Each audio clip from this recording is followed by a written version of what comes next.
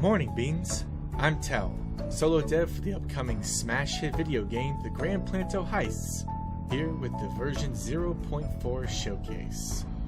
With this update, we have the main antagonists of the gameplay in animal control and several Planto assets to serve as the treasure being heisted. Starting off from my progress on the homeowner in 0.3, the animal control. The car first, as that's what I knew less of. I was expecting this to be simple. A car just follows splines on the road. How hard could that be? 3 weeks of tutorials and troubleshooting later. Maybe I should have stopped the tutorial sooner, but whatever. Look at this giant list of variables. I used like 10 of these. I'll need to take some time and prune this giant list, because if I keep this list in, I will scream in real life. A nice palate cleanser from all that nightmare. The animal control people were much more straightforward and enjoyable.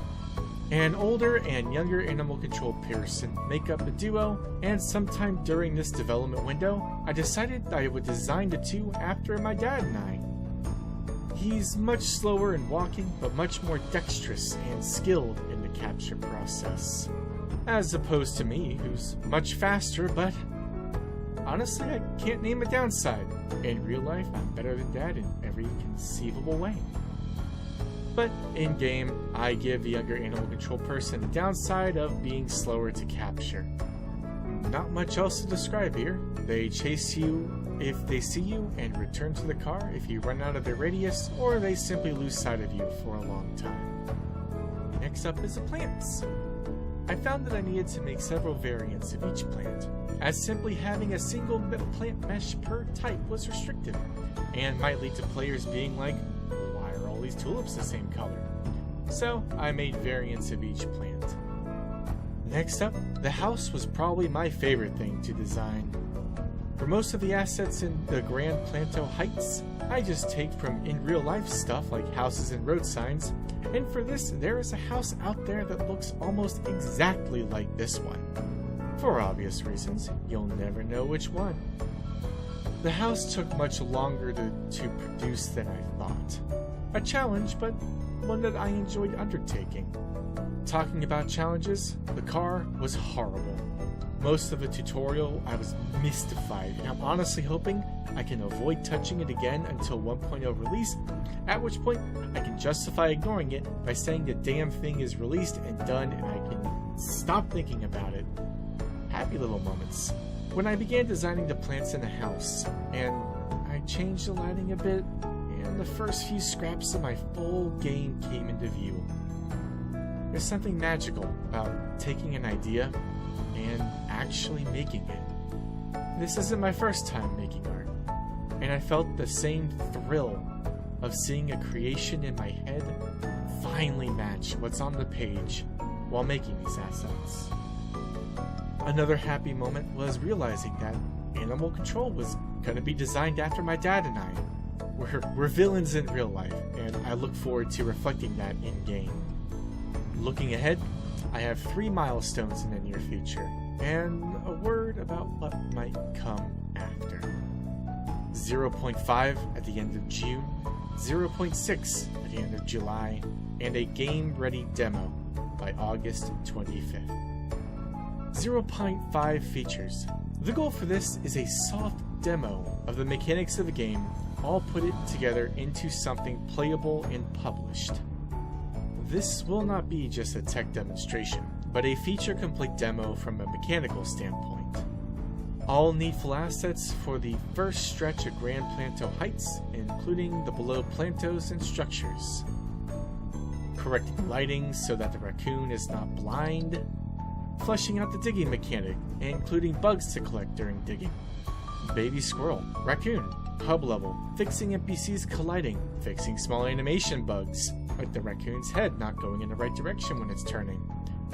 Add head tracking to animations, sounds, animations, and I'm sure I'm missing a ton. 0.5 will culminate in me figuring out how to upload a build to Steam. This will also be my first time packaging my game in about 3 months, and I'm sure the thing is going to absolutely scream the whole time. Once 0.5 is completed, I'll reach out to friends with codes for the game and see if they can play it without their computers turning into slag. I won't be looking to release a fun game at 0.5, simply something where my friends can play the mechanics and confirm that they have parity across multiple different systems. 0.6 will be what I'm calling the hard demo. I'll spend the month simply refining the demo from 0.5. As I'm one person, this means either polishing lilies or desperately beating this thing into a nice state for a month and sinking into an ever-deepening depression. Happy things! I'll avoid speculating on the things I need to do here, but I will say by 0.6's start, I will need a soundtrack list from my friend who's helping me. I should probably poke him and get him involved in that now. Looking further ahead, the hard deadline for me and this project is August 25th. That's the deadline for submitting my demo to this next Steam Next Fest, say that 4 times fast, where demos are put in prominence, maybe even on the front page of Steam. And this would mark the make or break status for this project. If I get the demo up and it's in a state I like, then I move on to seeking funding and version 0.7. If I'm not happy with the result, then I start thinking about dropping this, or moving it to a much lower priority, as I attempt to return to the tech sector in my old capacity as a data center technician. The next 3 months either define the course of my life, or constitute the closing to an enjoyable little season thereof. I will still have the progress done on this game. I'm not deleting it, and I have backups. If/when I rejoin the workforce, there's nothing stopping me from continuing on this little endeavor, if maybe under a little bit more constraint. I'm choosing to leave this update on this somewhat ominous note. Things are getting serious, after all. For now, this is Tell from Morning Beam Media, signing off.